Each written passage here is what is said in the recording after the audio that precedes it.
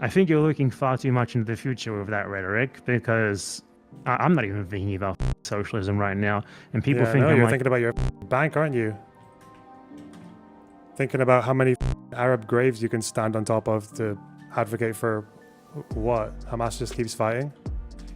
nothing has really fundamentally been inspired by what was an act that I would have thought would inspire that sort of Why thing. would you in a think country, that, you brain damaged Neanderthal face moron? Why would you think that that would lead to anything? This is not a vision for the kind of like revolutionary change that you want to see in the world. It's not. So you can't do that and then just be like, well, why is our audience just like a bit lost? And why are they all just getting into this space where they're really, really happy with being as vitriolic and as toxic as possible to other creators that they don't like? Yeah, that's, you do that to them. You do that to them. You make them hopeless. You make the world seem a billion times worse than it actually is. You make the solution sound a million times easier. None of it's actually happening though. And you don't know how to get us from here to there. So yeah, your audience just turns inwards and decides to just harass people on the internet because that's the only place they have any power. Like, yeah, that's the world you want. That's why they like it when, like, Hasan's audience, Noah's audience, and Gorgeous George's audience here. That's why they all like it when this guy behaves like a miserable, like, disgusting human hemorrhoid. Like, they like it because it's the only exercise of political power that they actually have, is harassing people online. This is going to be an enormous waste of time because none of these guys actually know how to seriously contend with any take or opinion that I actually hold, or their analysis of the conflict is completely useless LARPing. They basically just want the conflict to go on forever until one side wipes the other off the face of the earth. I mean, and we all know who wins in that context, so it's surprising that they go for it anyway, but okay. But I think for me, early on, it was just a feeling I had that what was happening there with Vosh and Professor Flowers was like wrong, right? But I guess it was one person advocating to deport all the white South Africans for some reason and saying she was okay with it, and the other one saying that's a dumb idea. That's what the, if you want to boil down the Vosh Professor Flowers opinion debate, that's all that was. But okay. That problem repeated itself here, and by the time it happened, you know, all the people that were against it are just straight up Zionists. So goddamn Zionists. Yeah, I mean, I don't know what Vosh himself is like now. Vosh was pretty anti-Israel, but he was sort of strategically pro, like not as anti-Israel as he normally was if he didn't like someone. So that's, you know, very weird. But I mean, aside from him, yeah, like a lot of these other people are just Zionists now. Like, and I don't know, maybe it was too early. Like, this was like 2022 or something. What am I saying? It was too early. Like, I think most people in YouTube politics, at least in the space that we have operated in, like the form. Zionist for these guys, by the way, is just someone who thinks like Israeli civilians are people who deserve rights and dignity. Literally, like, I'm not even joking. Bad Empanada has called Hasan a liberal Zionist for like hanging out with people who were Israeli and who were involved in that documentary on the West Bank, right? For people who want equal rights for both groups. Like, to him, that's Zionist, so... You know, on my bread tube space or whatever, were just really dumb in the end and did not know about any of this basic stuff. And I had the misfortune of actually knowing about this basic stuff, and to them it seemed like insane because they had never heard it before. And, you know, it challenged a lot of their preconceived biases. Thus, it was inconceivable, and they had to like shout at you, and they had to shout at Professor Flowers and all these other people for, you know, sort of getting it, but not on the level and without like the sort of passion for it where you could scream back at them as they were screaming at you. Yeah. You've been in a couple debates before. A few people don't debate me. I would love to debate, but they're all afraid. It's the saddest thing ever. They're cowering in fear. It's okay to draw a line at people who dox you and go after your personal life. I think that's probably okay. No? I mean, the amount of excuses all these other idiots make for avoiding debates. Why am I watching this? It's going to trigger the absolute out of me. These people are so useless. Like, I've never in my life seen, what's the, given the amount of popularity that these people have amassed in social media and the amount of resources they have for like having all these little snark posts and snark Reddits and communities that will just like hound disagreement out of the space for good. The fact that they do all this, they have all this advantage and all this popularity. And yet they have come nowhere close to achieving like any of their political or ideological goals. Not even close. Like, what the f have they done? They've raised, it's money for UNRWA. But at the same time, they keep complaining that all the aid's being blocked outside of Gaza. So what's like aid for UNRWA even doing? It's like... And even then, Bad Empanada used to have a go at people like Vosh for raising money for Palestinians because he said they need weapons, not aid. So, okay. But yeah, I don't know why, like, it's just so useless. Like, turning up to protests in Washington when Trump's the president. Like, what the f are you going to achieve, bro? What's the goal? What's the... It's that stupid Churchill quote about the RAF, isn't it? What he said? He said, oh, never has so much been owed by so many to so few.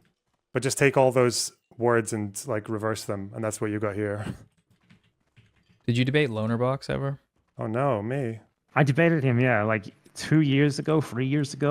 And it was literally, he wanted to defend Aristocracy, who was a small Zionist anime avatar streamer whose career I ended, which I'm very happy about. So he debated me specifically to defend her and explain how she wasn't actually a Zionist and how she's actually like a cool... I didn't say she wasn't a Zionist. I just said she wasn't like a ethno-supremacist, whatever. Okay. Cool leftist. And yeah, that was basically What was she saying on her stuff? Like something about there's not enough room in Israel, so we need to go to the West. Yeah, like... No, she didn't say that, Noah. She opposed settlements and still does. Why are these people so man? Like, what a stupid characterization of her opinions. If you want to have a go at Eris's opinions, there are plenty of them, especially since October 7th, where she has definitely been, like, she has definitely moved to the right in relation to what's happened there, but, like, these guys can't meaningfully engage. They can't. She never said, even to this day, she doesn't support settlers. But, okay. There's not enough room in Israel. So, like, Palestinians can't have the right of return because there's not enough room in Israel. And then she's like, to justify that, there's actually so little room in Israel that, you know, if we want to have green space for our children, we have to go and colonize the West Bank. And Lonerbox nobly came to her defense and explained to everyone how I was actually a tanky anti-Semite. That's exactly what I said. Anyway, Hasan's in the chat. Get him in here. Yeah, let's bring him on. I don't get it. Like, if my opinions are so bad, why can't you ever just, like, characterize one of them accurately? For example, I can say that Bad Empanada is a psycho who wants to put Israelis into concentration camps. Like, all of them. And I know that because he told me, right? So I can even provide evidence for it. Look, here we go. Man, I love the idea. If I love settler colonialism, then I'm not allowed to just call him a piece of shit. I'm not allowed to say that you're a colonizer. Get the out of here. Get against the wall. You called him a piece of shit. You said he deserves the wall. He does. Okay. Oh, yeah, the guy that he said deserves the wall was someone who said he was born in Israel and never left. That he should get the wall. Absolutely. Just like Nazi, not all anyone advocates for Nazi settler colonialism deserve the wall too. What's the meaningful difference here? People who do you think Eris deserves the wall? Is she an advocate for settler colonialism? Is she colonizing land? Does she support continuing to colonize this land? You tell me. I think she doesn't even live there. Honestly, I'm not even sure if she is what she says. You think she's supporting them? You think she's supporting a Jewish ethno state in Israel? She's literally an anime. Her name's not even Eris. You don't walk away from the You're claim. complaining about me bullying a ventriloquist dummy. Like, give me a break. You said, I'm asking you if she deserves the wall. I think she deserves intensive re-education. You think she needs intensive re-education? Absolutely. In a camp? I mean, you call it a camp, whatever you want. Prison. Denazification was a thing, you understand. See, I don't get this because Eris at this point, I think she still is, was someone who opposed the occupation in the 6-7 borders, who wanted reparations for the Palestinians, who wanted like Israeli recognition of the Nakba. And he's wanted her to go in a re-education camp because that's too Zionist. So yeah, like, do you see how I can accuse you of being a thing and then prove it and use your words to show you, whereas you just have to make shit up because you're a liar? Like, yeah, it's... What is the standard here? What's going on? So that's at least one concentration camp advocate here who wants to put at least 6 million Jews into camps. Not anti-Semitic, definitely not that. Discussing humanitarian issues. Let's go. Hasan versus Bad Empanada confrontation debate. Oh yes, Where the get in fuck is here. Wait, this? no, we should make them donate more. We should make them donate more first. How much is it? Yeah, wait. Yeah, okay, Hasan, we're bringing you on, but let's see where we're at. How about Where's this? the... Let's Refreshed it. One second, 237,000. I'll be right Story's back while dead. you extort them. 237,000 plus. Wouldn't he put me in a camp too? Yeah, you're absolutely going in the camp, Seth. What the... Because he'd call you a Palestinian collaborator, right? They get the worst treatment. they get worse punishments than Israelis do. Somebody chat do the math on this. And then I'll decide what the arbitrary number is for what it needs to be for Hasan to come on. Because, yeah, that's beautiful. Woo! If you're rich also, maybe from making a lot of money doing something on the internet, throw some money down and I'll highlight it. This is the tanky destruction stream. This is the dang red blue October.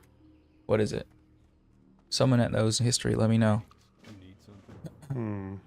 It's 278k. I have to shave my mustache at 275k. Mods? Zionists in the chat? Oh no, not Zionists in the chat. How do I add somebody to the call? Hold on a minute. Fuck! Almost died. Dun, dun. Dude was complaining about getting doxxed, but then has a serial doxer on his stream. Yep, he does. It's just, yeah, again, these guys are fucking useless. I don't know. But you guys want to watch this, right? This is what you call the good drama slop, right? Oh no. Are there Zionists in the chat? Oh no.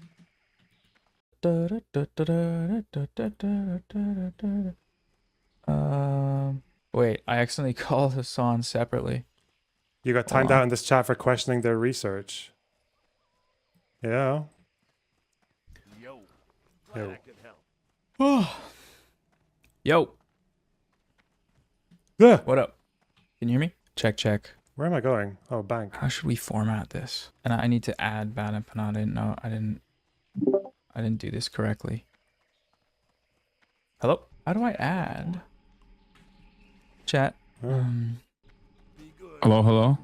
Yo. You hear me? Yeah, what up? We lost Bad Empanada. I think he's cowering away in fear. When AB and Lena were fundraising, when chatters came in with different viewpoints, we welcomed them and tried to educate them if they were serious and not just trolling. Okay. Oh, what, and these guys just banned them? Well, yeah, like, yeah, all three of these people just want fucking Israel destroyed, right? And two of them are brave enough to say it. They want Israel destroyed through military action. Hasan doesn't quite say that last bit because, I don't know, he's trying to be popular in the mainstream or something, but, yeah. Why would you allow Zionists in the chat? God damn it. He's backing out. Can you hear me? Hasanabi, can you please tell the chat to donate? Chat, please donate. Ooh. Do I add you to the call? Can you hear me? Yes, can you hear me? I can't hear you. I don't know why. Streams 12 Hold hours a on. day. Let's see.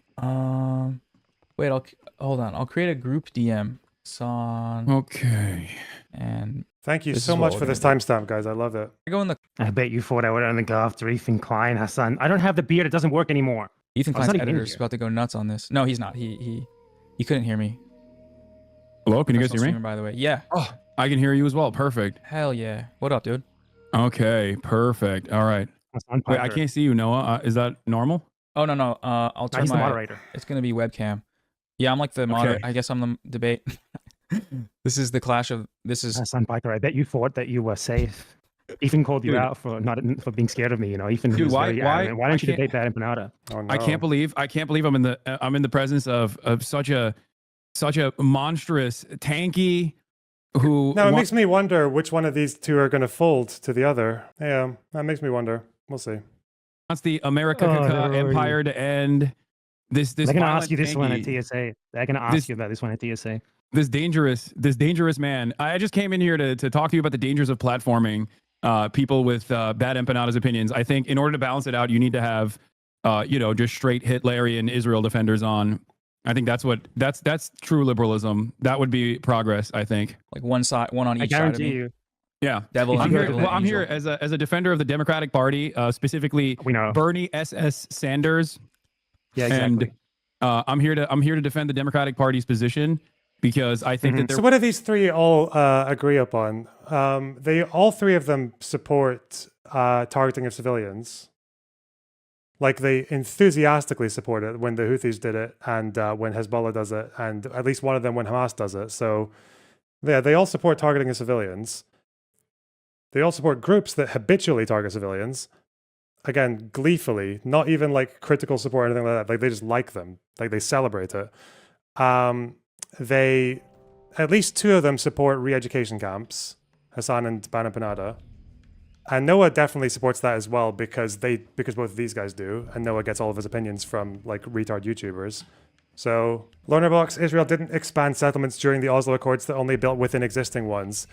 That counts as expanding settlements, downtown Mustela, because expanding a settlement doesn't just mean people think expanding a settlement means this, and it's wrong, okay? People think expanding settlements means here's your West Bank, here's your fucking settlements. People think expanding settlements just means, oh, there's more stuff in here. Maybe we'll expand the periphery here. That's not what it means. Expanding settlements in the 90s literally meant that you have, say like an outpost builds over here, and then they would connect this outpost to this settlement. But then that would mean expanding building a road from here, and then the settlement, and then you need maybe some security along this side. So you would build more stuff. Like expanding settlements, even within already existing ones, doesn't actually mean you're not still taking away land. And this is exactly what happened. Some outposts were like 4 miles away from the settlement that they were connected to, and this counted as expanding one settlement internally. That's cheating. what I wanted to talk to you about. You have too many Israeli defenders today, so I have to hop in multiple times. You already researched this, remember, where they would build a fucking house so far from the settlement that they had to include all the land between that settlement and that house a part of the settlement. So they just made a second settlement and then combined them. Like, it's still expanding. I don't know where this fucking stupid shit where they didn't expand come from. Maybe the number didn't increase, but the number of people there increased, and definitely the size of the fucking settlements increased. Yeah, it's a settlement hack is what they did. It's a settlement hack. It's a slimy move. Anyway. Yes. Okay. Enjoy being talked about by 3 fucking weird cucks. Also, unironically, Hasan did say something correct. For you to have Bad Empanada on your panel, you do have to have a Ben Gvir on the other side. Yeah, It's that like, would kind of even things out. It would be equal, yeah. That's unfortunately the fucking, well, it's not unfortunate, it's fortunately the truth. And he unironically said that, but it is actually, he ironically said that, but it is literally the truth. Alright. Anyway, I'm gonna enjoy seeing how these two act like they like each other, even though they shit talk each other all the time. Good stuff. Okay. Bye-bye. Oh, Lonerbox. Can I send you a clip of West Side Tyler kind of crashing out on you? Yeah, let's go. Yeah, that's much it. I'm just gonna send you a clip, and then yeah, you can watch the drama slap for me. Oh. Yeah. Okay. Oh, yeah. Also, chat. It hit 1 million overall views on the fucking Loner unboxing. I saw that. Well done, big man. Yeah. All right. Have fun. Watch the drama slap. Okay. Take care. Do I want to retitle this stream, or maybe just put a text, or just put a caption? I don't know how to summarize it, but it's like 3 re-education camp defenders discussing humanitarian issues. That's too long, though. Will it just be 3 terrorist supporters discuss humanitarian issues? 3 terrorist glazers? Terrorist is too loaded, though. It's a loaded term. Hang on. Let's just do...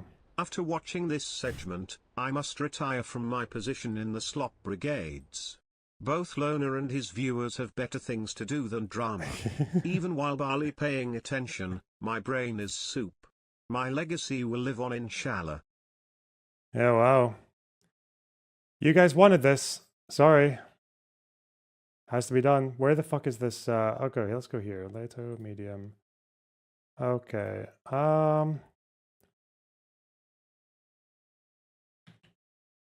3 terrorist glazers discuss humanitarian issues. Okay.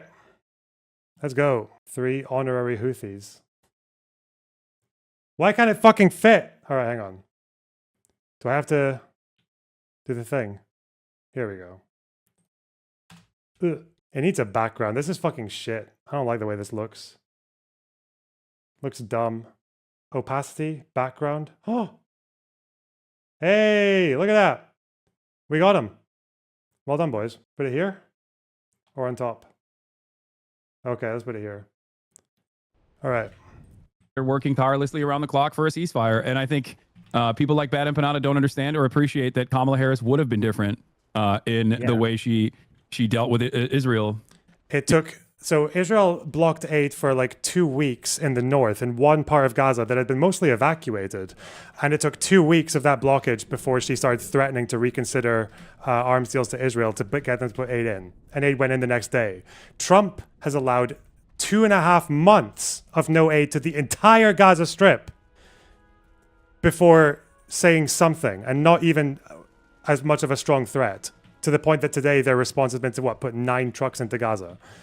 You fucking brain-dead, spoiled, rotten Ottoman colonizer cunt. Like, fucking hell. Okay. Yeah, she would have invaded. A coalition of the willing would have been put together, and she would have been... That's the binary. Carte blanche to do whatever the fuck you want versus invade Israel. That's the binary.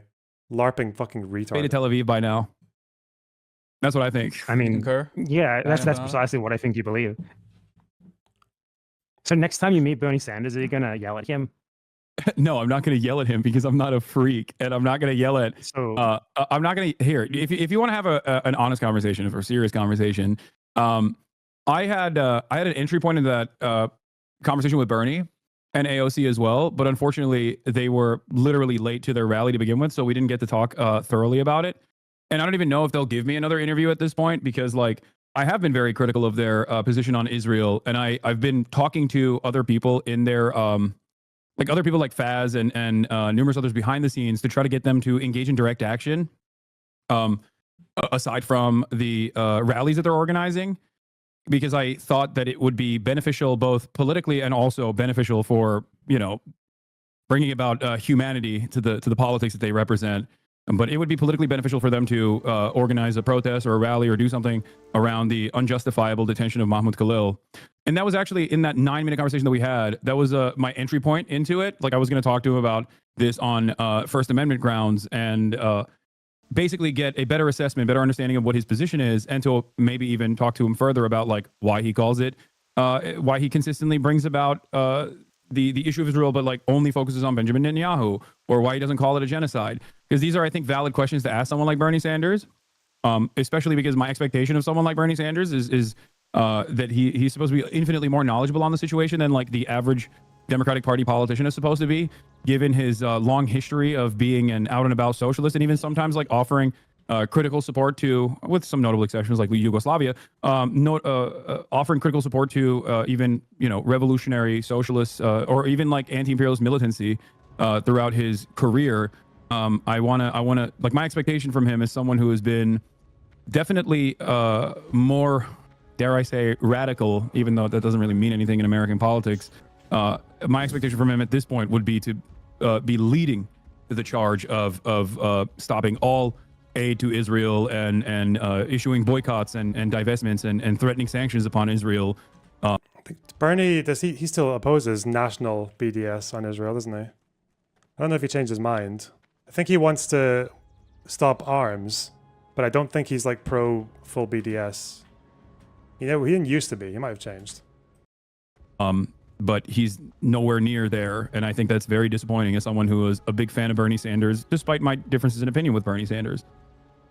Okay. Well, I think, as you said very well once, that Zionists should not even be allowed to be the local dog catcher. And Bernie Sanders well eclipses the point of being a Zionist by any reasonable standard, even your standard, I'm sure. AOC, I'm not exactly sure. She seems to be a lot better than him, but yeah, I agree. They are absolutely grooming her to be something that she probably didn't want to be initially, and it's working, so that's kind of sad. Does she not have agency? She's also decided that acting like some fucking spoiled brat piss baby and just like reaching for the fucking stars when like no one in the country is even like close to what you want. And just advocating for like just generally kind of like batshit policy just doesn't get you anywhere. That learning where the nation that you're trying to convince is at and actually like acting accordingly to that is a bit more useful than whatever the fuck you advocate for. But yeah, she kind of did that largely by herself though. All right. Sanders in like 2016, he did seem to be something that was genuinely inconvenient for the party, but they have well and truly tamed him at this point. And I think it's been that way for a while. I think even in 2020, it was always kind of like that, even though, you know, he did still run for the nomination. He fell into line very quickly afterwards. Yeah, I don't think he's, I think you're mistaking a lot of like Bernie's like genuine convictions and how wrong he is with him being a machine politician. Like I mean, he can be wrong and still help the machine in the end. Yeah, no, he did. He absolutely did. But I also think that Bernie Sanders is just he has this like old labor Zionist framework, I think, that is just utterly ridiculous, and that is something that he hasn't been able to shake away. But given what he has done in terms of offering support, in terms of being unafraid to endorse certain viewpoints, both on the activist front, but also on his also in terms of the people that he endorses. It almost feels like there's a sense of shame coming from him with regards to that contradiction that he recognizes to a certain degree. Maybe it's a little too parasocial, but I mean, I guess we are making analysis about politicians, so I guess that's not all that parasocial. But like, he's the type of person who has these opinions, but also won't get in the way of more radical perspectives. Like he's not. I don't think he uses any amount of time in the finite amount of time that he has in mainstream political discourse.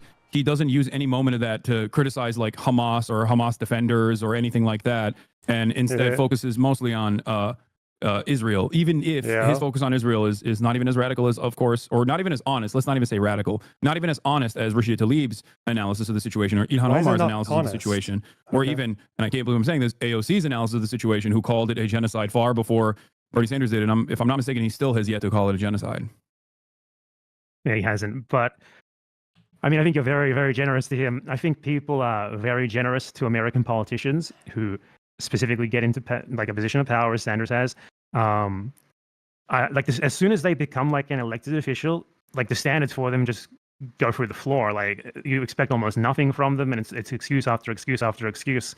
I think. Hey everyone, it's Americans. I think I've heard you say this before. I mean, I might be incorrect. I might just be misremembering, but Americans love to say, like love to frame themselves as being like in like an exceptional situation that someone like me simply cannot understand, and therefore our politicians need to be more shit. I don't think it's the politicians. That's a misunderstanding of my analysis. My job is a communicator. Your job is to farm clout of as many people as possible, and whilst also trying to cater to the fucking batshit psychos in your audience and in your periphery. So that basically means that you occasionally have to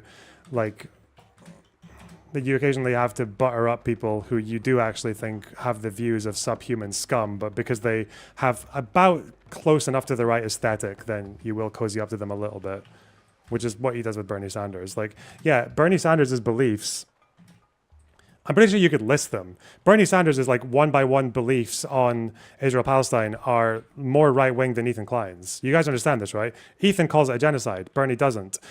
Ethan has supported BDS.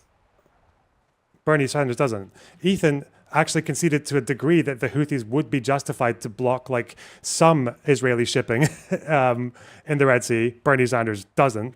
So Ethan calls settlers inbred. Bernie Sanders doesn't. So it is ironic that, again, it's all just like about who you can like gain the most from, or who like you can get the most clout from, or who you can just feel like is on your side aesthetically. But, oh yeah, Ethan thinks settlers are military targets. Bernie Sanders doesn't. As is your job, right? We're trying to make a convincing argument to get people to understand our worldview. And by the way, I don't think you and I, the reason why I always will maintain the position that your video essays are brilliant regardless of your methods or the way you present yourself online, is because I understand that you and I are on this issue and on virtually every other issue on the same side. But as a communicator, especially as a communicator that is in the United States of America, I understand the utter moral depravity of the average American, and I understand their lack of interest in these subjects. So in order to make a more convincing argument... Just to be clear, Hasan is only useful to people like Bad Empanada because he's popular. That's it. Like, bro, if like a revolution happened and Bad Empanada found his way into the Central Committee, like Hasan would just be in the gulag right next to me. But, okay. We know that because like the revolutions that these guys remember very fondly, that did happen.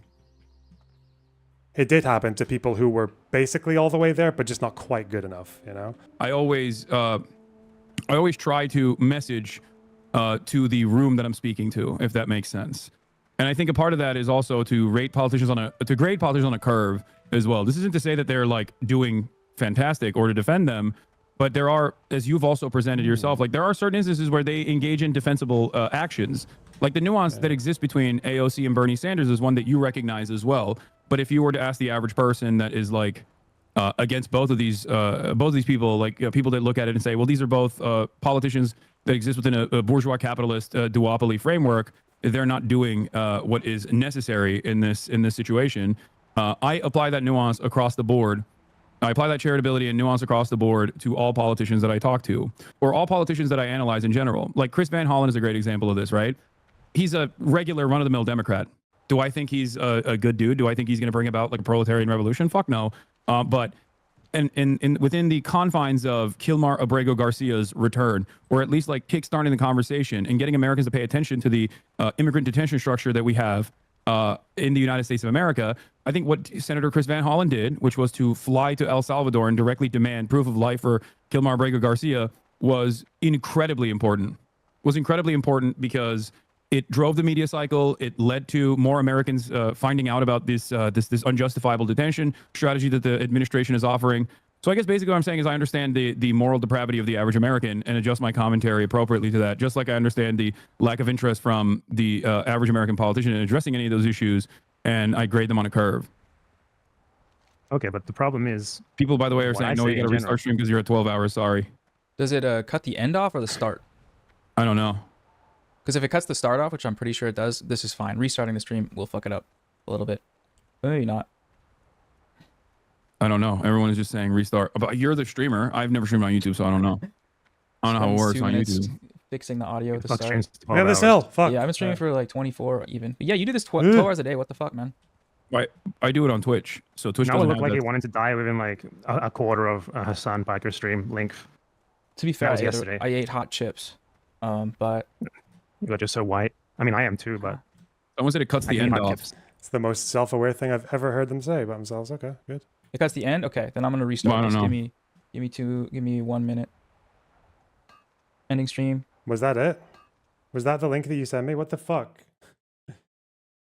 That is probably one of the most boring fucking conversations I've ever... This is what you guys did fucking 10 super chats for? In like 5 minutes? What's wrong with you? What else they talk about? I think you're too forgiving of American politicians who aren't just like out and about fucking Stalinists who support Hamas and want to throw their enemies into camps. And Hasan's like, listen, I want all those things too. Don't get me wrong. I love human rights abuses and re-education camps and Hamas and the Houthis. But got to be a bit pragmatic, you know. Rome wasn't built in a day. That's the entire conversation. There's more. Yeah, but this is the video that was linked to me. There will be more, I know. Let's just find where the link is. Where are we? Come on. Come on.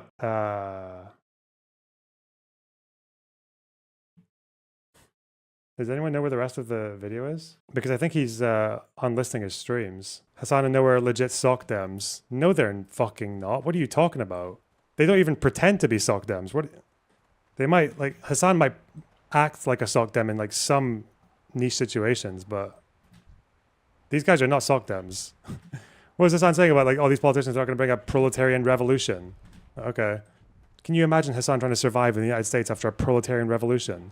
Having to justify all of his fucking life choices. And his consumer habits in a proletarian revolution in America. Holy fuck. Okay, do I have to find the rest of this conversation? Let me see. Hasan versus Bad Empanada. Noah Samsen. Is that Counterpoint's watching it? Oh, this guy picked a side. Westside Tyler. Okay. I can just send you the link. Hold up. Let me get it. Thank you. What's this? Is this going to do picture in picture? Because otherwise... Okay, Westside Tyler talking about me for 4 minutes. Interviews like Destiny does, and you go play your fucking piano in the corner. I understand. Everyone else can see the fucking little dunce cap materializing on you. I know you're crying inside. But you were literally wrong about every single thing in that Hezbollah conversation. This guy actually thought this guy thought that fucking that Hezbollah wouldn't be defeated, that they would just get stronger because of the people die and then their loved ones get radicalized or some dumb shit. Like, this guy was wrong about everything. He thought Israel was there because they wanted to conquer land. They withdrew to everywhere, barring like 5 hilltops on the border. He thought the pagers were indiscriminate. The IRGC literally came out and said, yeah, no, these were Hezbollah pagers. They owned the pagers. They were exclusively for Hezbollah. The fuck? Here. Oh, thank you, Tuton. Yeah, fuck this guy. Bored. Bored already. Oops. Here we go. Thank you. We're not timestamped though. Okay. How long they talk for? 15 minutes. To be careful with this notion of class politics in the US, and for a completely different reason to what you said as well, because there is an element to the present system where Americans benefit greatly from doing things to other countries, or they could at least. You know, they in many ways they don't, because Americans are too dumb to even advocate for getting their own fair share from imperialism. But I talk about that all the time too. Yeah. There's two options here, which is like you can appeal to Americans as in like, I'm gonna get you a bigger share. That's Bernie Sanders. I'm gonna get you a bigger share of the spoils. Yeah. Or you could appeal to Americans in a way where like they perhaps see beyond national lines and understand themselves as part of a broader whole of the world. And I think if Good you, luck with that, like buddy. what you were talking about with unions, for example, the average American labor union is like, it's basically like I wouldn't even call it a union, like in terms of like Grace calls sort of them, things Grace that you could calls them imagine. pig unions, which is not like cop unions, but like corporate unions or unions that are completely servile to the interests of the Democratic Party under the AFL-CIO. Not even just that. Like unions are themselves, in general, obviously narrowly focus on the interests of their members. So that's why you get things like the American Big Tent labor unions being like, oh, like let's get the Lockheed Martin float at a parade or whatever. A huge victory for the Lockheed Martin employees. 10% raise. You're mixing and matching a couple different things, but yes, I know what you mean. Of course. Yeah. Well, what I'm saying here is that what you were going on about there was about class politics in the USA. I need to get people on board with this idea that socialism isn't bad. I think you're looking far too much into the future with that rhetoric, because I'm not even thinking about fucking socialism right now. And people think no, I'm you're like, thinking about your fucking bank, aren't you? Thinking about how many fucking Arab graves you can stand on top of to advocate for what? Hamas just keeps fighting?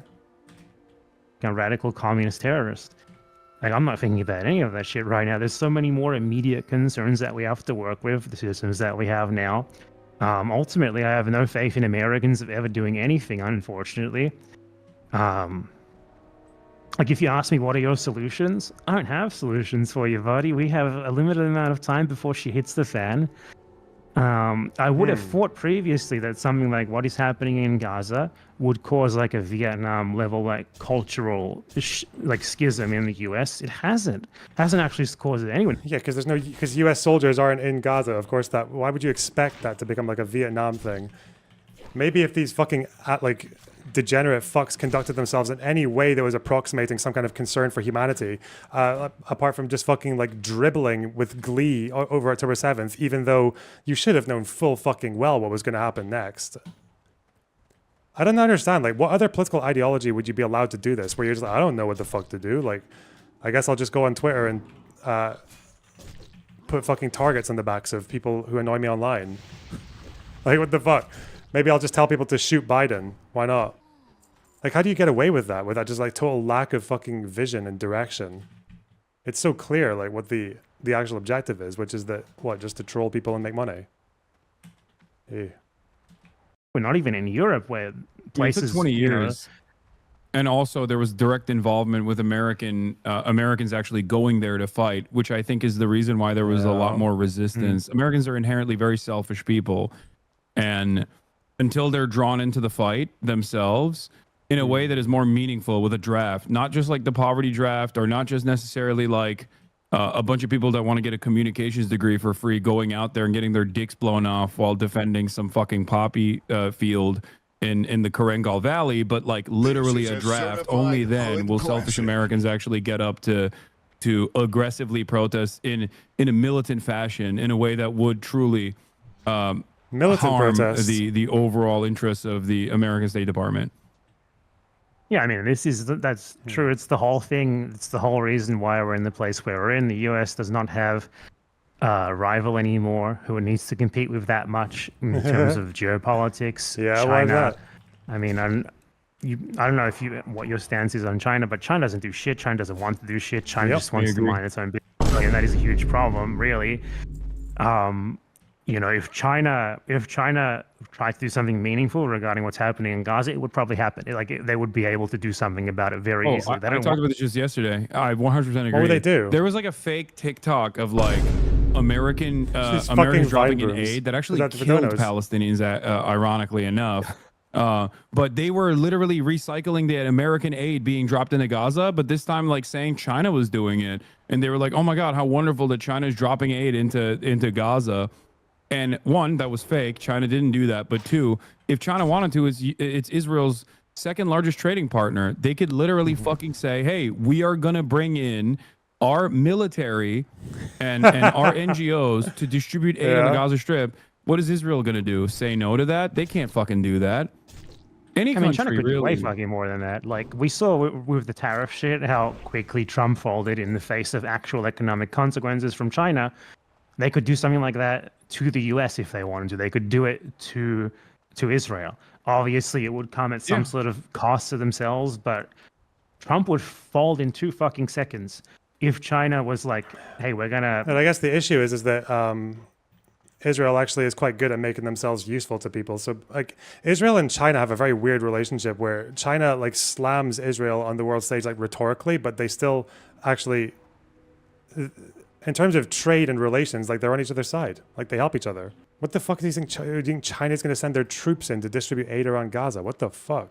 Even the Arab states don't want to try that. Like China's going to do it. Okay. You sanction Israel, or we're going to put tariffs Cold on War's American not coming goods or back, something buddy. like that. Sorry. We're going to make your shit cost more. But One China example- does not do that. Yeah. And I the need to kill this USSR fucking hunter, don't I? was in a position, it wasn't in an economic position, but it was in like a military position and a geopolitical position where it could put a ton of pressure on. So now we have a situation in the world today where the US it's not totally uncontested, but it is way more uncontested than it ever has been before. And we're looking at that in Gaza right now, and I can't tell you what to do about it at all. I can tell you what individuals could do. TOS? It would get me banned, so I'm not going to. Yeah. But still, even if we all did that, I don't think it would change that much in the grand scheme of things. I don't disagree with you on anything. And also, like I said, this is the exact same shit that I say on my stream for the most part.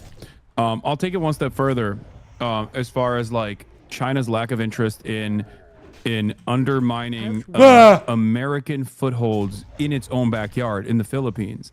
I feel like if China operated in the same way as like America did, or even the fucking... I know what you should do. You should keep supporting armed resistance. You know, 7th or 8th time lucky. Just keep on supporting attacks on Israeli civilians. That makes you really happy. So what's the point? I told you these guys are LARPers. They don't believe in fucking shit. They're just they've realized that by spewing this like extremist fucking like baseless nonsense and just being as much of a toxic cunt as possible online is very, very rewarding for some reason. They just keep doing it. It's not like these guys are expecting anything meaningful to happen through their advocacy. It's just memes. It's all just memes. Okay, am I going to be able to take this guy? Ugh. This is a bit dangerous, isn't it? What am I doing? I've got Vanish. I've got 8 seconds on my bandage. If that misses, he could just one-shot me. Don't one-shot me, please. He might just leave. Health warning. Okay, we're good. We're good. Ironically, the most useful thing you could do as a Westerner, because people don't really understand this as well. People sometimes just assume that there are things that they can do to, like outside of donating to like charity and aid groups, which these guys aren't doing, so that's something. Like, but outside of that, if you really want to push things, like as a Westerner, you don't have that much say over the rest of the world, unfortunately. Like Like it's like saying, what can we do about Sudan? I don't fucking know. Like you can, if you really care, you can donate to the organizations that have been let down by USAID and replace them, or you can just go there yourself. But in terms of international politics, like a citizen in one country just has very little power over citizens or outcomes in another country in general. With the Democrats gone, there's literally nothing you can do because Democrats were able to shift, and they were shifting in some direction according to protesters. They didn't go all the way because obviously there are other voters in the country that don't agree with what the protesters want. But Biden calling for increasing humanitarian aid, or Kamala threatening Israel for the aid blockages in the north to the point that it made Israel resume aid into the north one day after the warning, that wouldn't have happened were it not for the popular outrage against what was happening. Like it's an American president. Like why would they devote that much time and attention to a war in Gaza unless it was because of public opinion? But, you know, these guys made their bed. They're lying in it now. Trump is in office. Really, the only thing you can do now as a Westerner is maybe like befriend an Israeli and make them protest, because there are still anti-war protests in Israel all the fucking time. They are growing. They are growing more popular amongst the population. I think they're like 69% of the population now.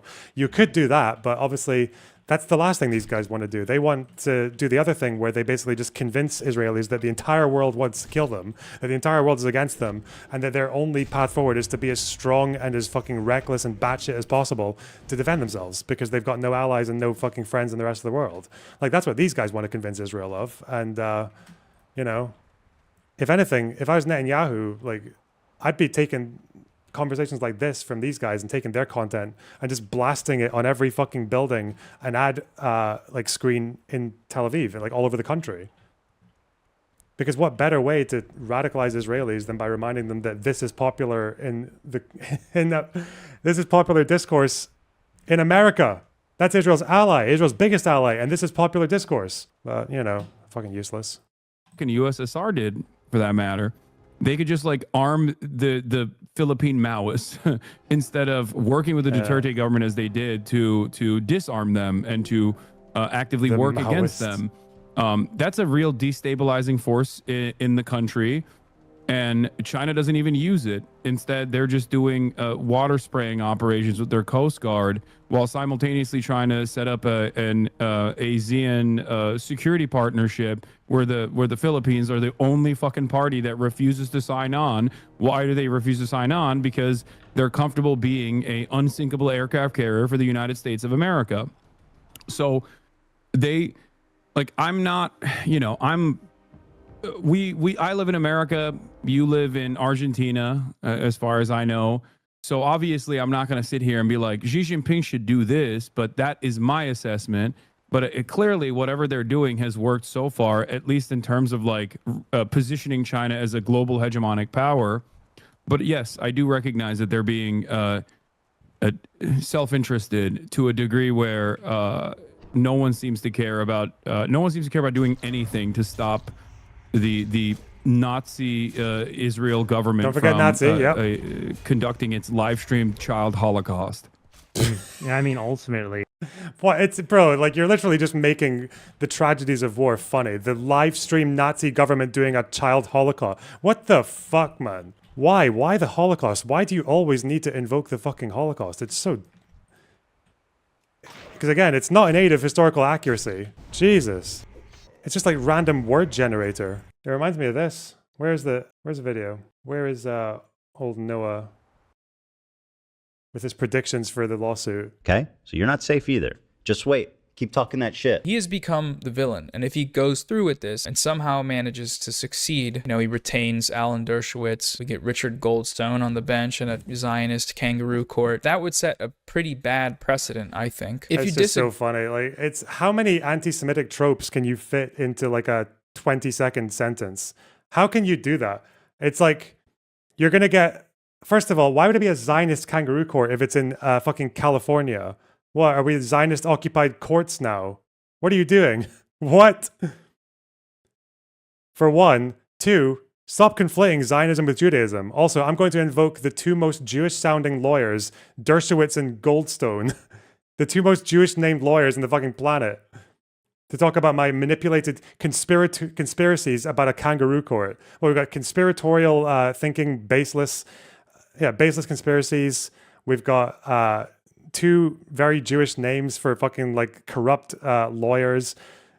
Zionist kangaroo court, even though it's in California. Come on, man. Listen, stop conflating Zionism with the Jews, okay? Stop doing that. That's a really anti-Semitic conflation, really. You're making the world dangerous for Jews. Also, this Ethan Klein person is going to bring fucking... is going to bring in Alan Dershowitz, Goldstone, Jew Fishman, and the... What other Zionist lawyers can we think of? Finkelstein, Goldenstein. These are... And don't forget... the Rothschilds in this Zionist kangaroo court in fucking California. Holy shit. Oh no, he's dead. Don't forget Mr. Wolfowitz. Oh, definitely them. But don't conflate Zionism with Judaism. Don't do that. Zionist kangaroo court. Holy shit. I don't know much about how people do these lawsuits, but I'll bet Ethan's lawyer must be fucking gobbling that up if that's being used. The Zionist kangaroo court. It's just materialism in the end. China is extremely good at using the global system that the US set up, so why would they want to challenge it? That's how it is with everything. The Arab states, half of them are US puppets, the other half, they will probably get annihilated if they try to do anything uncoordinated without the US puppet states helping them. In many other cases, like, I feel like Israel has become something of an inconvenience for its allies at this point.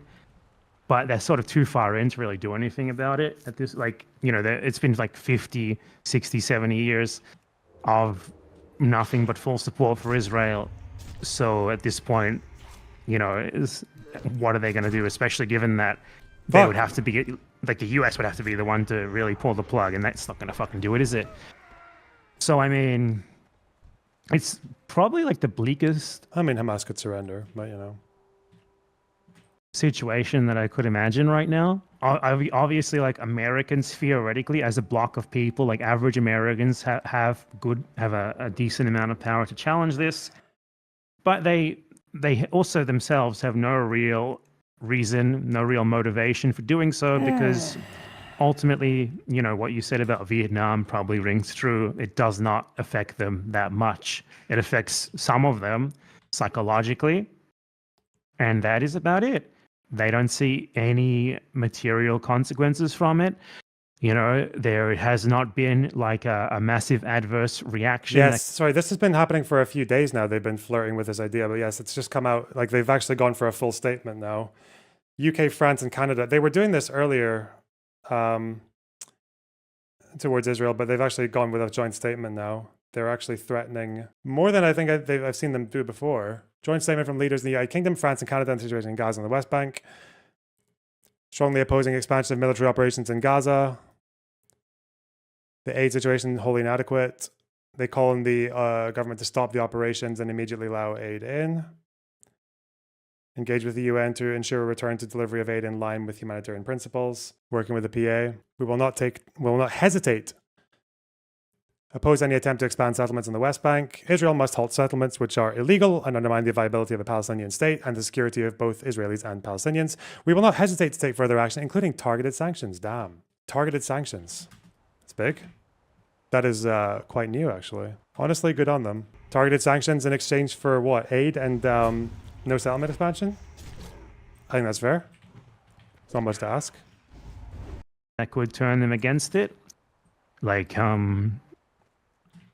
for example, like the IRA, for example, did a lot to like instill like fatigue in the British public on their government to try and look for some sort of solution to the troubles. Yeah. There's nothing like that. There's nothing like it anywhere. Not at all. Well, again, do you want like do you want an IRA to fatigue the British public with violence because of Gaza? Like on a different part of the world? You want like IRA terrorist attacks in America? Okay. To get the government to change its mind on Gaza? Bro, it is a slightly different dynamic for very obvious reasons, but okay. There's no situation historically that has existed where the captive population has been this thoroughly, at least in contemporary history that I can think of, where the captive population has been this thoroughly ethnically cleansed in broad daylight without any sort of material support to to offer from other countries, right? Like you have no Cuban example, you have no USSR example, and the role that they might have played in the ANC. Clumsy criminal, if you think I've never said anything about Israel's war crimes or them using fucking like blocking aid as a weapon of war, then like you just don't watch my channel. I don't know why you're in here. You don't know anything about my positions. Like, why are you just coming in here and guessing my opinions? Like, you can go and fight with imaginary Lonerbox if you want. Shouldn't you be in the streets? There's a fucking genocide happening, retard. Go away. Bye. These efforts to resist against the apartheid structure in South Africa. Well, Yemen and Syria, and but we support those groups. We can't talk about that. And you certainly don't have American congresspersons doing arms trafficking to Hamas in the way that they did to the IRA. You had American conservative politicians of Irish background doing arms shipments to the IRA at a certain point. You could fundraise for the IRA in American bars, right? So very, very different set of circumstances here.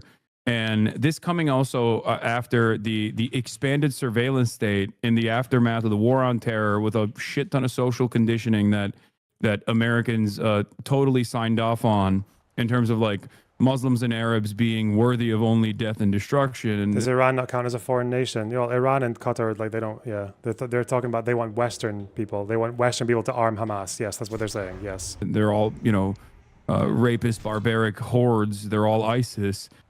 This kind of attitude is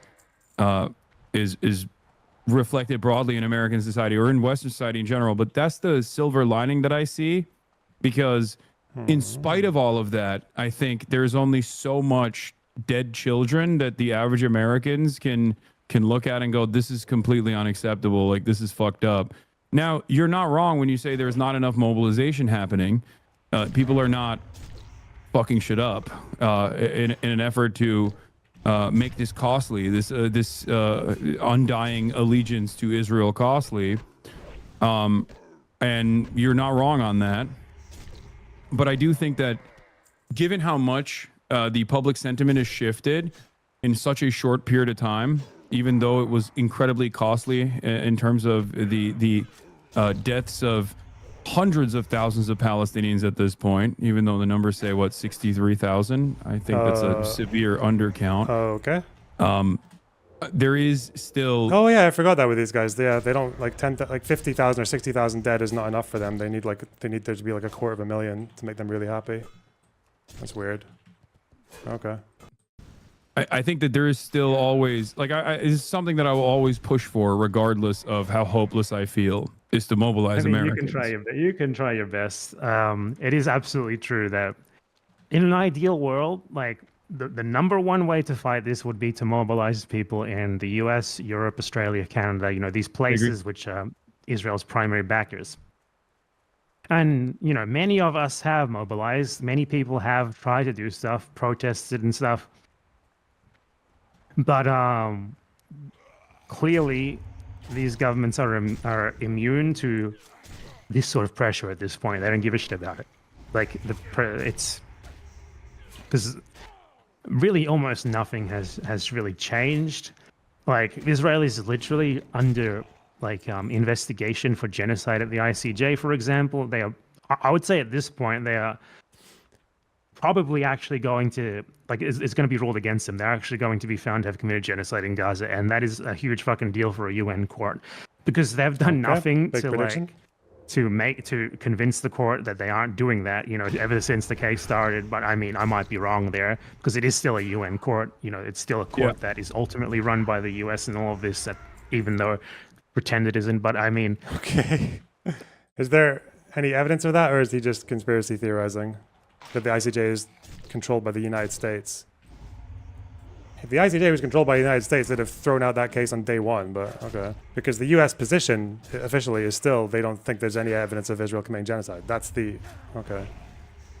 Yeah, we need a bit of conspiracy theory, why not? We're among friends. A lot of that is going to be in, you know, all these people on the court are like very prominent judges who would not want to sully their name by making an intentionally stupid decision just in the name of politics. So we'll see what happens there. But my point is, like, when you have basically like both of the most important judicial bodies in international law make like with serious cases against Israel, and you also have like hundreds of thousands of people in the street protesting in almost every single one of the countries that is supporting Israel, in some cases like week after week. It's clear that something has shifted here, and like from how things were 30 to 40 years ago, especially. Yeah. And the number one thing that I can think of is somehow the internet has made it easier to ignore this shit. I can't exactly articulate how exactly, but it's obviously the most prominent change in the world aside from the fall of the Soviet Union, which is probably bigger, you know. I forgot what. I think the big change is that Israel isn't fighting armies anymore as well. When they were fighting armies, it was much easier to buy the existential threat argument. Like when you literally have Soviet-backed armies and they've got like Egypt, Syria, like Jordan, and then even Yom Kippur when they're like taken by surprise in the 70s. And then when it was Second Intifada, it was like literally fucking suicide bombings every other week in Israel proper, like killing civilians. So that's that part is not really there anymore. Obviously, it's going to be less convincing on the world stage when you've just got a bunch of fucking like F-35s airstriking people with Kalashnikovs in a tunnel. Like that's not really going to be all that convincing for the pro-Israel people, and it's even less so when you're given the way that Hamas fights, and they're doing it now as well. This just went out, I think today or yesterday, they were announcing through the Interior Ministry, telling people who have been given evacuation warnings by the IDF, and Hamas are just saying, no, stay, fuck you. Like, more settlers are going on. There's lots of like, and those guys don't really keep themselves quiet either. Like they draw a lot of attention to themselves. So I think the asymmetry of it is probably why it's much harder for people to sympathize with Israel now. Like, there's no more 5 armies or 3 armies or 2 armies. Now it's just like fucking, and like what do they do with Hezbollah, right? Like they were supposed to be the massive threat and they just got the absolute fucking piss kicked out of them. Like they were so, and that just makes Israel's position in the asymmetry of it look even stronger. Like even I didn't think, like no one did really. How many people were there who thought that Israel would have it that quickly against Hezbollah? That Hezbollah would just give up their only fucking red line, which was to ceasefire in Gaza, and then for Hezbollah to give that up with all of their technology and their tunnel infrastructure and their determination and their ability to absorb lots of like civilian death, like all of that, Israel still manages to get them to give up before the ceasefire in Gaza. That's insane. So yeah, I think the asymmetry is a huge part of it. Yeah, okay. Where I was going with that, actually. I'm a fucking moron. Well, but what I was gonna say was like, holy shit. no, I don't know what I was gonna say. Okay. Well, what I was going to say is perception. I recognize all of that, and part of why I try to communicate these issues in the way that I do, even though I say almost the exact same things that you have said so far in this conversation, not signing off on everything that you say off stream or on social media. You disagree with? Ooh, yeah, that's a good one. We can get to that, but we're having a productive conversation right now. But very productive. We have to yell at each other. I have to speak. I have to play video clips over you like Ethan Klein did. Yeah, I'll move into that in a second. But the reason why, for example, why did I broach the subject of Israel with Bernie on First Amendment grounds and the unlawful detention and possible deportation of Mahmoud Khalil? Because I understand Bernie Sanders' position. I don't agree with it, and I think it's ridiculous. It's a ridiculous position to have. It's repulsive to maintain the idea that Israel has a right to defend itself 19 months into Israel's. Yeah, have you seen the videos of how Bernie talks to pro-Palestine protesters? Yeah, I have. From like 2000 and there's like one from like some of them are 2012. recent. There's one that's more recent where people come up to him while he's walking, but he's an old curmudgeon. Really yeah. I don't know if I would call it that. I think it's the topic. You know what I think it is? That he knows he can't talk about. You know what I think it is? I think it's what Bernie did to the average Democrat and the resentment that the average Democrat feels when Bernie is mentioned, because it shows their hollowed out nature of their politics. Pro-Palestinian protesters do to Bernie. I think he recognizes that deep down inside that those people are right and he's fucking wrong, and it pisses him off. Or I think maybe he just Zionists in genuinely general know sees that. them. Yeah. Or he just genuinely sees them as a hurdle, and that he has the right mind on this.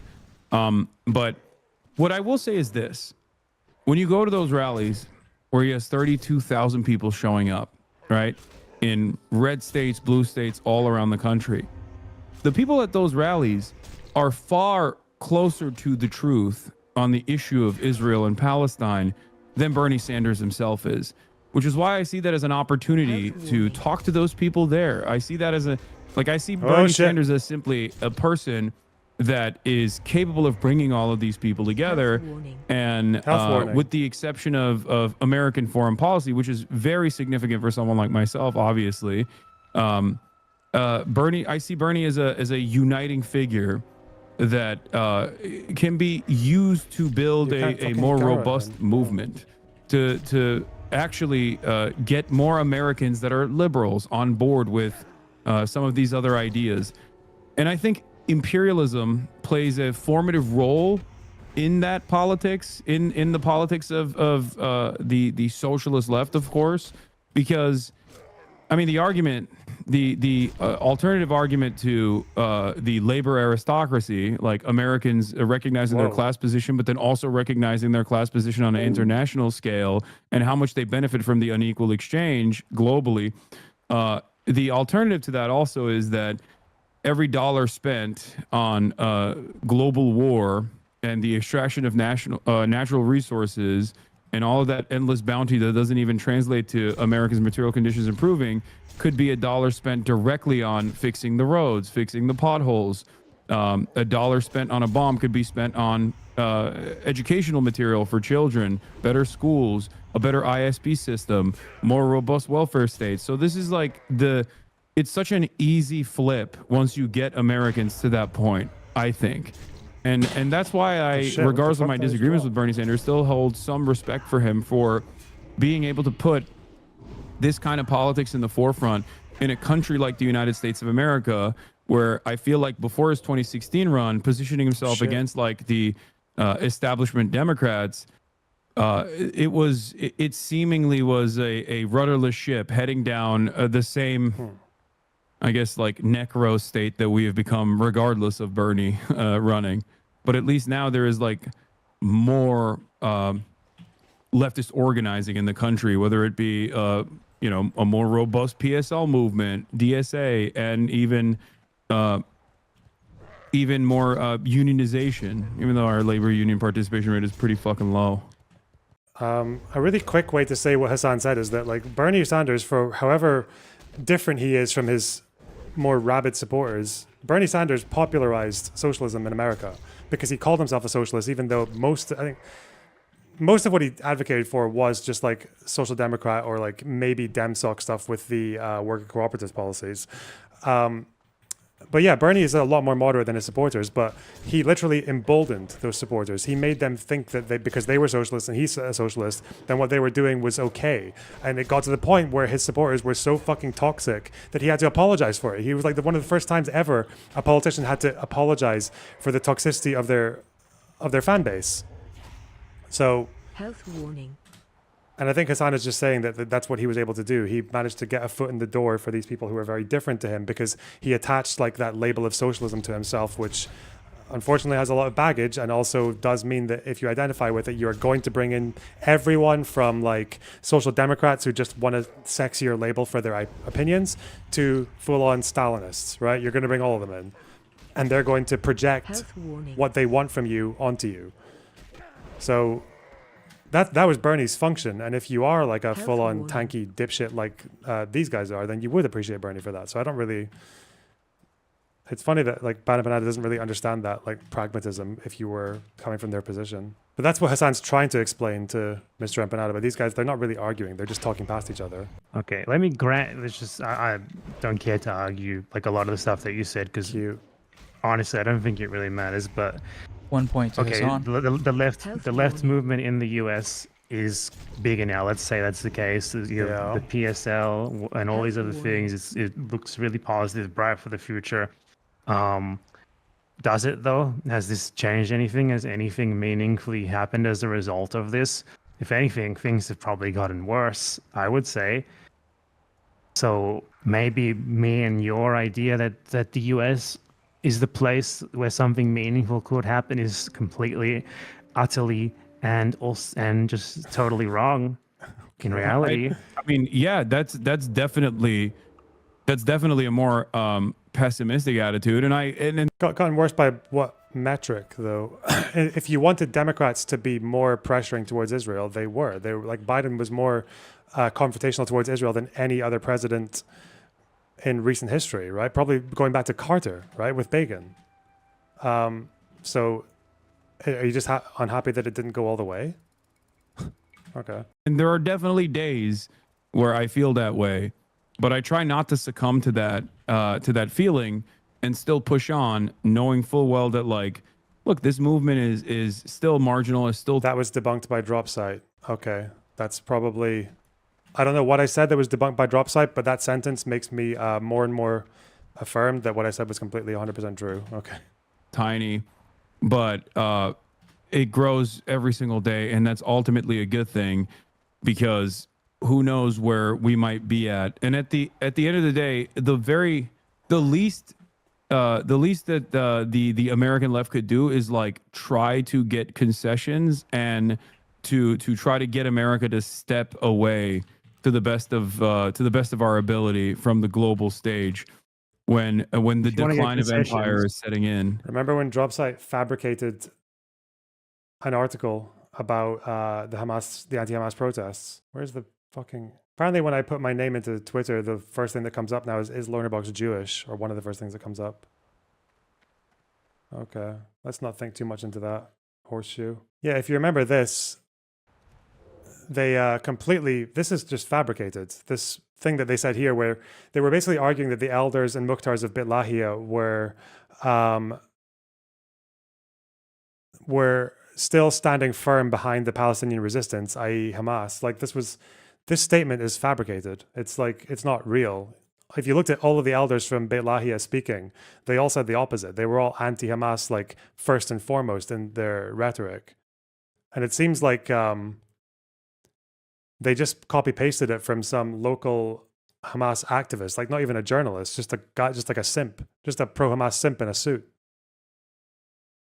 And they just said that this was the authentic statement.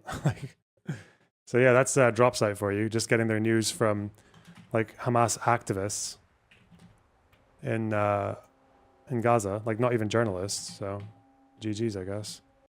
If you want to get concessions, the best thing to do is to immediately, each and every one of you, break with the Democratic Party already now and get to work. You've had decades to do it. It's probably too late, but why not try? Because what you're doing right now isn't doing anything anyway. So what's the difference?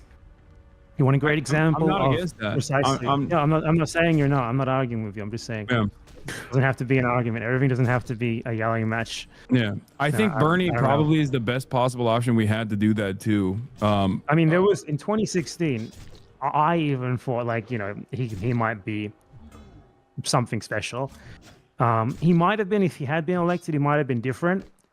You know, he had the balls back then to call out obvious shit, like, you know, there was a coup in Bolivia, basic shit like that literally no one else in the US was saying.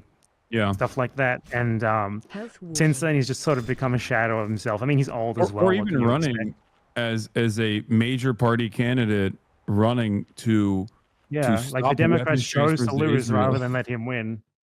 It's just a shame that after that he didn't really do anything. Like, if anything, that experience turned him into more of an establishment guy than he was before, and that's just sad. But I mean, what I was going to say is that look at the Luigi Mangione thing recently.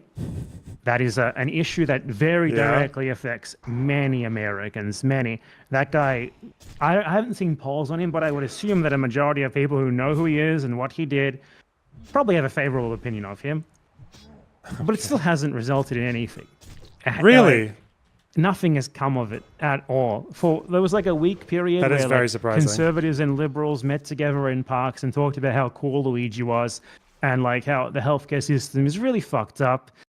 And then everyone just went right back to what they were doing before, and nothing has fundamentally changed. Nothing has really fundamentally been inspired by what was an act that I would have thought would inspire that sort of Why thing. would you in a think that, country- you fucking brain-damaged, Neanderthal-faced, retarded fucking moron? Why would you think that that would lead to anything? What, murdering a fucking healthcare CEO in the middle of the fucking street would lead to political change? The fuck, man? These are the guys standing on the shoulders of giants like fucking Lenin and shit, and they're like, I can't believe that this guy... I can't believe this guy who just like fucking murdered a healthcare dude who fuck all people even knew about before he did it, wouldn't have led to what? What were you expecting to happen? where people, or at least a time, maybe it's not even the US, maybe just the time period that we live in, where people were ripe to actually take risks to try and seek meaningful change.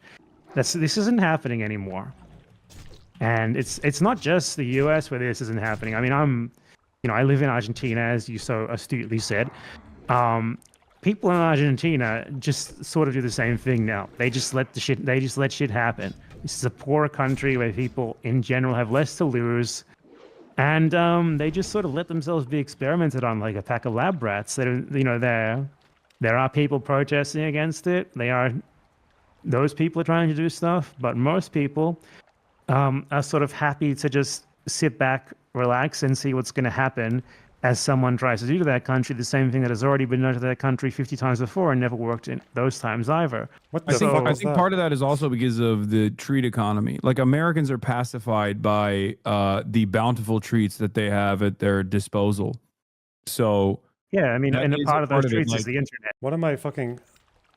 That was like a really old text thing that just went, okay. And social media as What button well. did that? Here's that too, for sure. That's also a treat. But what I was going to say is this, okay? I fear that if the only alternative is socialism or barbarism, right? I Yeah. fear that without proper political education, without any class consciousness, without any mechanisms of pushback, without any sort of like structural organizing on the labor front, that when all of this crumbles inevitably, and I do think it will, Obviously. all we will have is a fascist movement, and that's already kind of happening anyway. So that's my big fear, and that's what I try to.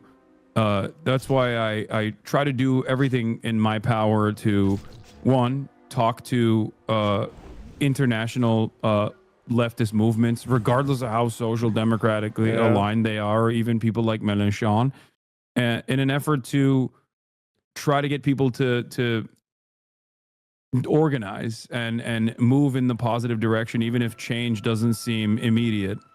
Yes. Join Well, I think CPUSA. Join CPUSA and fundraise for a little fucking holiday in Cuba. Let's go. That's why I do everything in my power to make money. It's just like, it's just as well. It's just as well these guys are fucking useless, because the world that they want to build would be fucking horrible.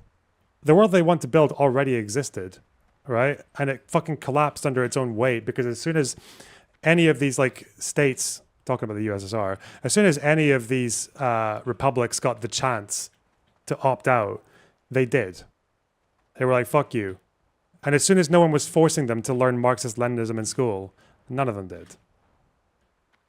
And the only response that these guys have to that epic fucking failure is to be racist against Eastern Europeans, you know? Lithuanians, they just got Nazi blood. That must be why. Well, I mean, I'm not specifically accusing you here or anything, but if there's one thing that you could do with your content that might maybe help you use the position that you're in, Harass to more do people something online. that might actually matter, Dox it more is social democrats. really actually start encouraging people to work outside Incite of the Democratic more Party and lead by violence. example as well. Like, if you're going to talk to Bernie Sanders again, scream at him in the face. Scream at him. Scream. Use that But one then he'd never have me back. Good luck with that. opportunity. Like, I mean, how many more chances you can have to talk to Bernie Sanders, really, right? He's very old. He is very old. Yeah, I mean, I don't think Kill him I'll. by screaming at him. okay, I don't mean like literally scream at him, but I mean get combative. Put on a public spectacle of it. I think. You know? Well, see, that's what I give him I- a Kanye West. George Bush doesn't care about black people. Why I not? think Ash Sarkar had a really productive conversation with Bernie that people use all the time, where she presented some of these questions because she had a Where's longer the fucking portal? like an opportunity to have a longer conversation with him. I If think I'm he not wouldn't have that with you. You're way bigger than her.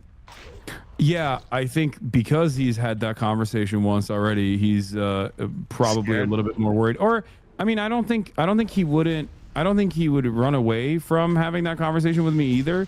It's just that I guess the planets haven't aligned. But yeah, no, I think that it's important to ask these questions. I don't think it's unproductive. That was I mean, I never don't even my. think I don't think it's that important to talk to him about Israel specifically, because obviously he's steadfast in that. Well, I did bring up I think the most the important third party thing to do thing. would be the third party thing. And No, I did ask him because- that. Oh no, third Did you? party.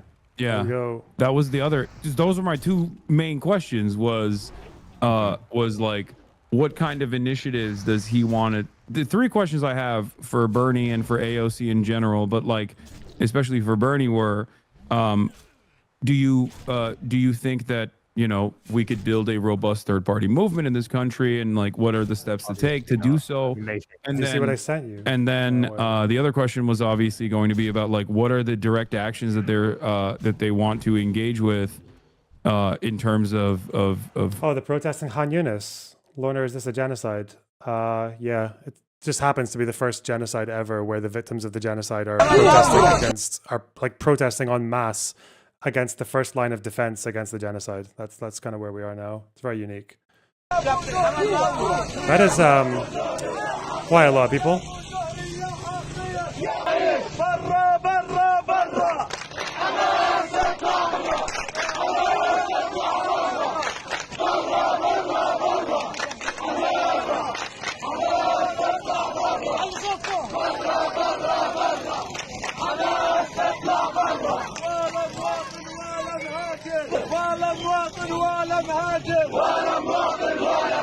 Oh shit.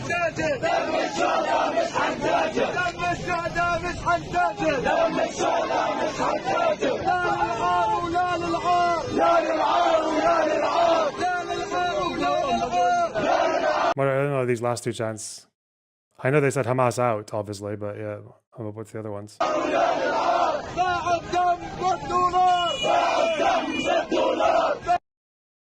Because this protest, it seemed to die. I hadn't seen updates from these protests for the last couple of weeks now, so this is back. This is like a resurgence.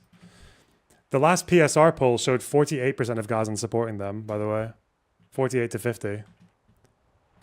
And polling in favor of armed resistance is lower than I've ever seen it in Gaza. It's like 31%. The majority want either negotiations or peaceful resistance. So, and what, these guys want Americans to arm the people who would have those guys shot? Okay. Make it make sense. tackling the issue of like how this administration is using Israel as a way to undermine the First Amendment, because that is precisely what's happening. Like I am trying to frame it I'm trying to frame these questions or try to get people to ask these questions within the framework of American understanding, like recognizing the selfishness of the average American, recognizing American exceptionalism and American individualism. There's more. I think that those are. Why don't you give a direct answer? Sorry, are you so fucking autistic that that didn't sound like a no to you? It's a fucking no. Does it mean everything the government and the IDF is doing is good? Absolutely not. They're doing a lot of condemnable shit. They're doing a lot of fucking war crimes. They're doing a lot of systematic, widespread war crimes. I just don't think it's a genocide. I don't know. But you can, I hope that gives you some kind of anything. Man, I feel so bad for these people. It's like, people always, everyone likes to frame their struggle as some kind of thing. Like there's a media blackout, people are always like, the media doesn't want to talk about this. The media doesn't want to talk about this. And it's like they're saying it on Fox News and then on CNN and then on MSNBC and then on the Daily Wire. It's like, these guys actually don't get coverage because all the journalists in Gaza are like either Hamas or Al Jazeera, or they're pressured to at least stay within a certain framework so that they just don't publish this kind of stuff. So all we get is like iPhone videos that are getting published by a few activists, or like I think a few of these guys. I don't know about this one in particular, but the Hamza guy is actually like from Gaza. He came from Gaza and now he lives in Germany. But yeah, just like the amount of fucking courage it's taken them to do this in the middle of another Israeli offensive, right? In the middle of a renewed offensive.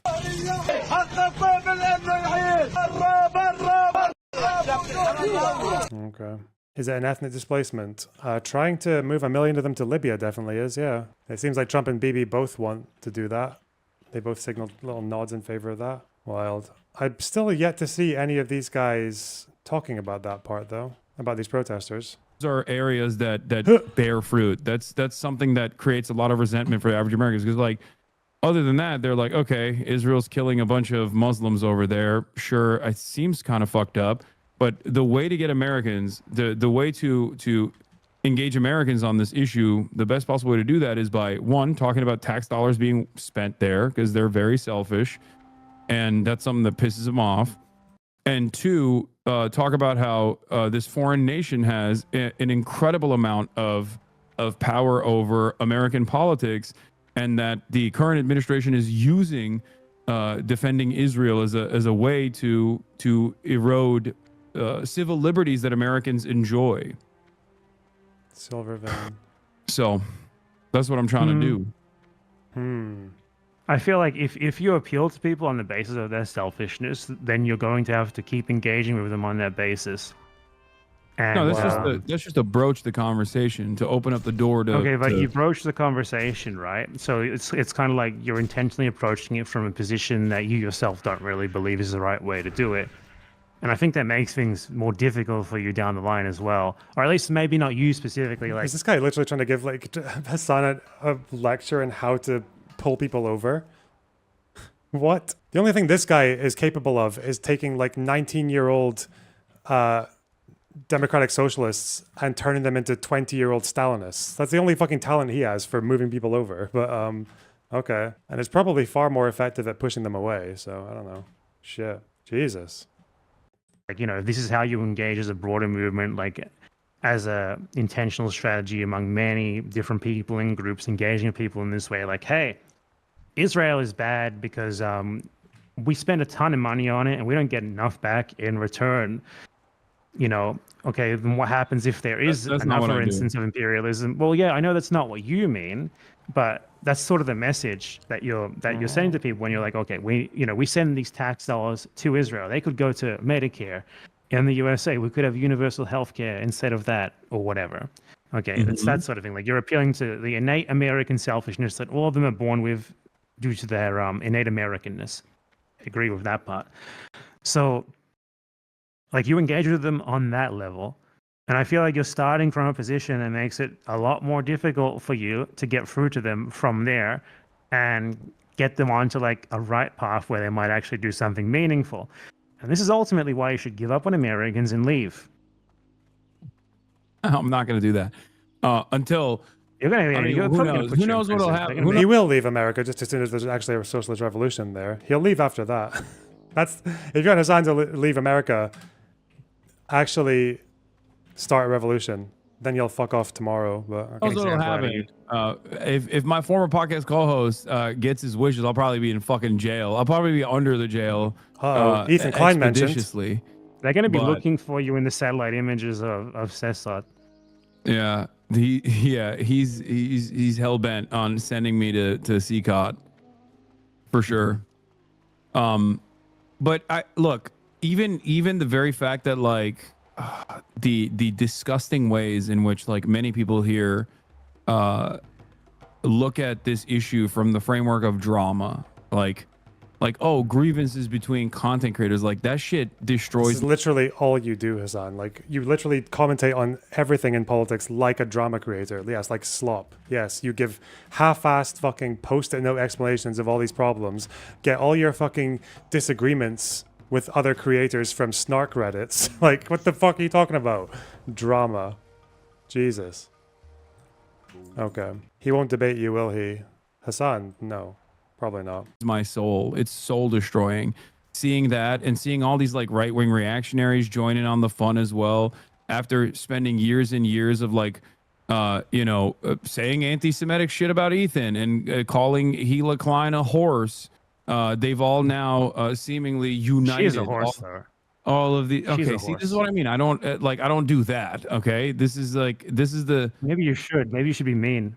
No, I don't. Well, first of all, I am mean, but not as mean as you are, and I don't think that's productive. Oh, you want to talk about disagreements?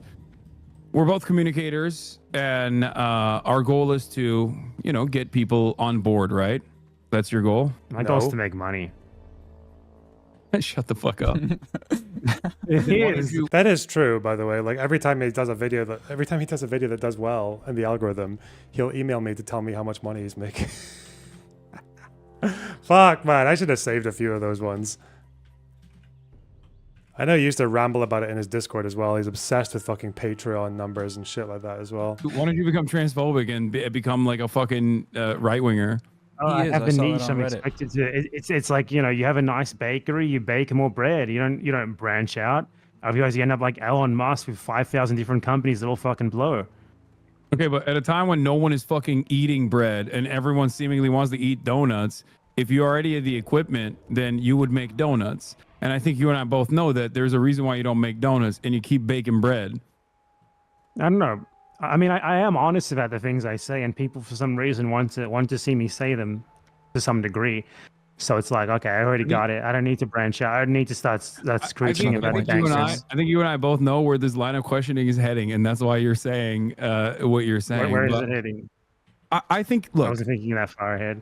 Okay, well, I think we don't think that far ahead. We don't have. I think you're very smart, and I think you're very well read, and I really like a lot of the YouTube videos and the thought and effort that you put into crafting your YouTube essays. I think they're incredibly well sourced. And I like the one where this history graduate apparently believed that 95% of Jews fled Iraq because of 2 grenades in a cafe and a synagogue. 6 people died, and he's like, yes, this is why 95% of people fled their homeland of like thousands of years, because in the space of a year. That was very, very top academia there. Very good critical thought. Let's go. First. But.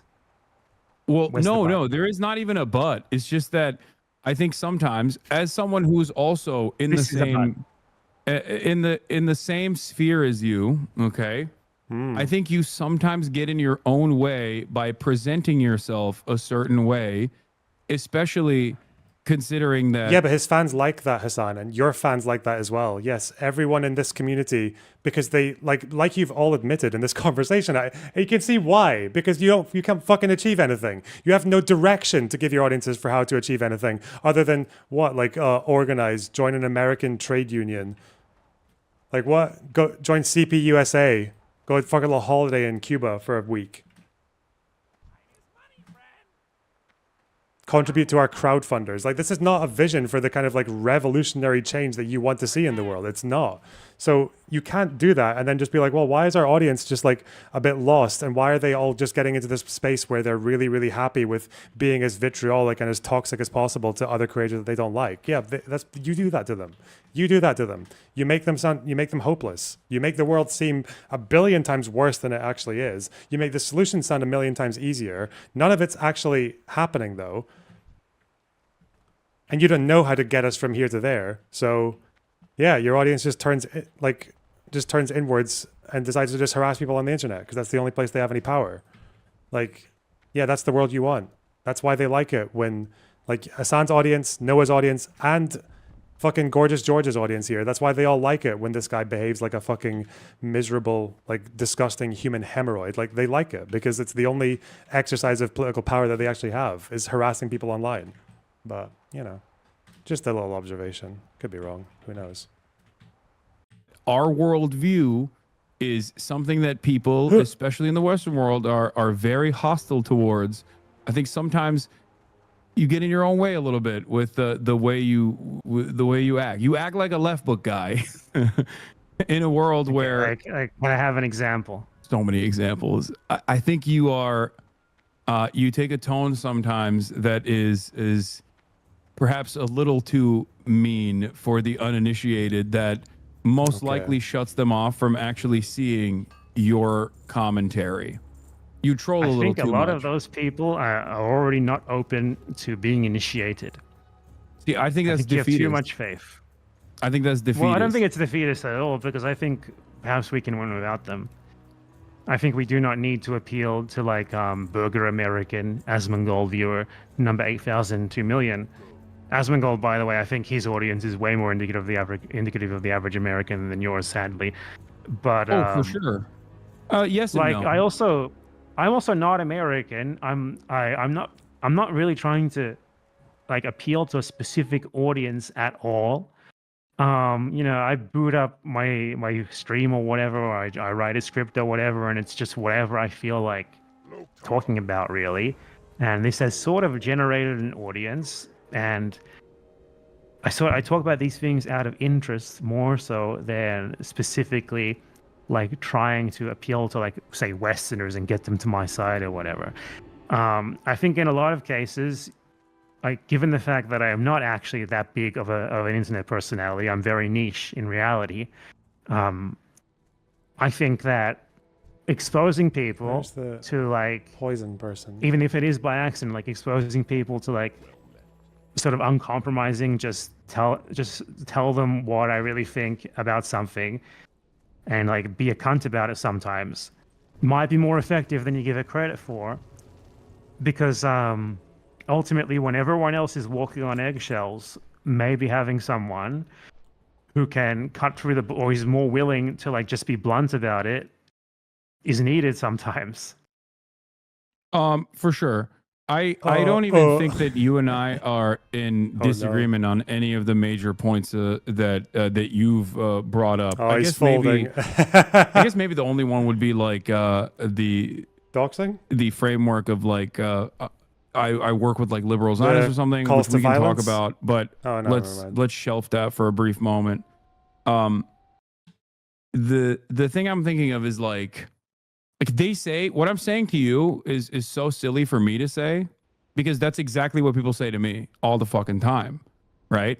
But I don't think the people that say that to me You can are throw anything you've heard about me, throw it at me. I love it. It's fun for me. Yeah, Getting no, into I know. specifics is good, I feel like, because I've talked to him about it before, and I'm like, I heard this thing, and then he's like, well, this is what happened, and I'm like, oh, okay, that makes sense. Yeah, Noah just getting swayed away like a little fucking manservant. Noah, I still have a clip on one of my streams, by the way. I think he got rid of the video, but my react to it is still there. Noah did say that he would disown Bad Empanada if he knew that he was doxing. He did say that, which is quite funny.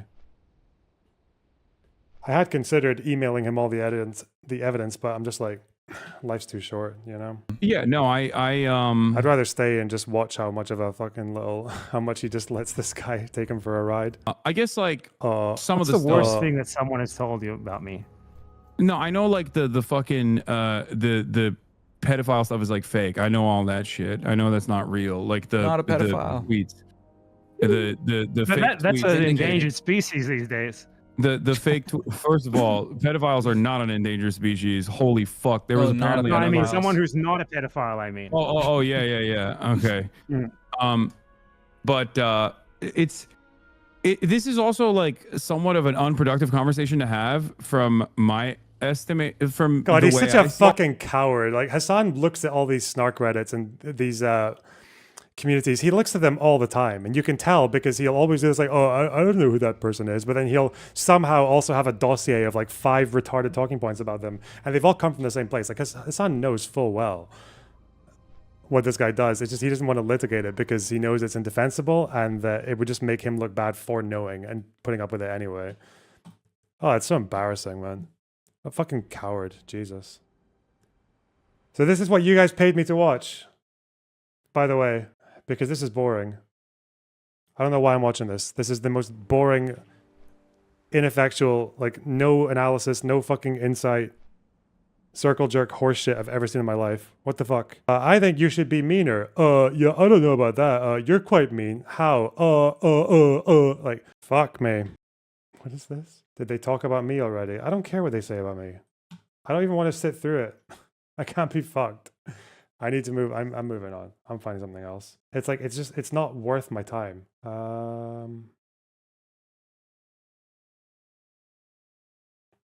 They say you're a Zionist. Yeah, but Hasan is as well, right? In Bad Empanada's eyes. So again, I told you, we can share that gulag cell together. Okay.